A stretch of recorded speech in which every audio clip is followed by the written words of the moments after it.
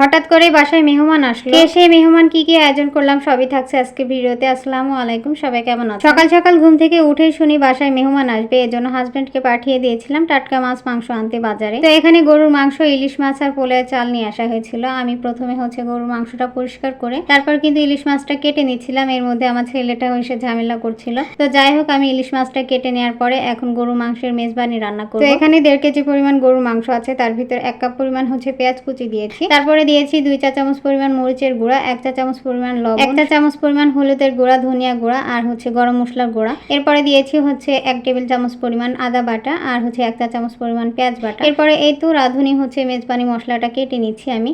এখান থেকে আমি প্রায় 2 টেবিল চামচ পরিমাণ দিয়েছি আর এখান থেকে আমি 1 চা চামচ পরিমাণ এই মশলাটা দিয়েছি। তারপরে তেজপাতা, দারুচিনি, এলাচও দিয়ে দিয়েছি। এরপরে পরিমাণ মতো সয়াবিন তেল দিয়ে খুব ভালো মতো কিন্তু হাতে মাখিয়ে নিচ্ছি। যে কোনো মাংসই হাতে মাখিয়ে রান্না করলে আমার বেশ ভালো লাগে। তো আমি খুব ভালো মতো মাখিয়ে এখন চুলায় কিন্তু বসিয়ে দিলাম রান্নার জন্য। এরপরে আমি ইলিশ মাছটা প্রসেস করে নিচ্ছি। এই তো প্রথমে হলুদ, লবণ, মরিচ দিয়ে খুব ভালো মতো মাখিয়ে নিলাম। মাছগুলাতে যেহেতু ডিম ছিল তো খুব আলতো হাতে আমি মাখিয়ে নিচ্ছিলাম। এরপরে বেরেস্তা করে নিচ্ছি। যেহেতু আমার এই ইলিশ মাছের রেসিপিটার জন্য বেরেস্তার দরকার হবে আর সেই সাথে পোলাও রান্না করব। তো যাই হোক, বেরেস্তা করার পরে আমি মাছগুলা ভেজে তারপরে এই তো মরিচ ভেজে নিলাম। মরিচটাও কিন্তু দরকার হবে এই ইলিশ মাছের রেসিপিতে। তো যাই হোক, আমি কিন্তু পরিমাণ মতো বেরেস্তা আর এই তো মরিচগুলা খুব ভালো মতো ব্লেন্ড করে নিয়েছি।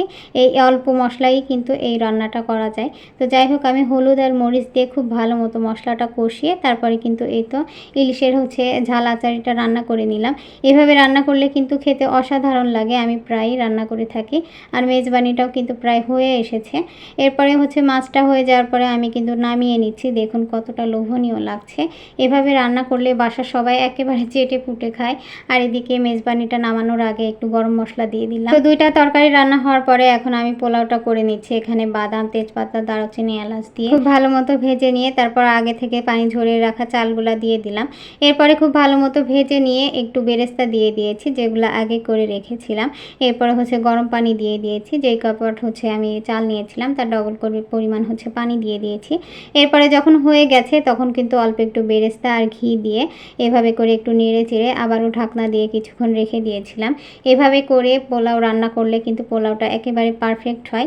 আর এখানে মেহমান যেহেতু রাতে আসবে এজন্য আমরা দুপুরের খাবার খাচ্ছিলাম। এখানে রাইসার জন্য একটু বেড়ে নিচ্ছিলাম। দেখুন মেজবানিটা কত লোভনীয় দেখাচ্ছে। মাঝে মধ্যে আমি রাঁধুনি মশলাটা দিয়ে এভাবে বাসায় রান্না করি, বেশ মজার হয়। আর এখানে মেহমানের জন্য খাবার বেড়ে নিচ্ছিলাম। আজকে আমার দেবর এসেছিল।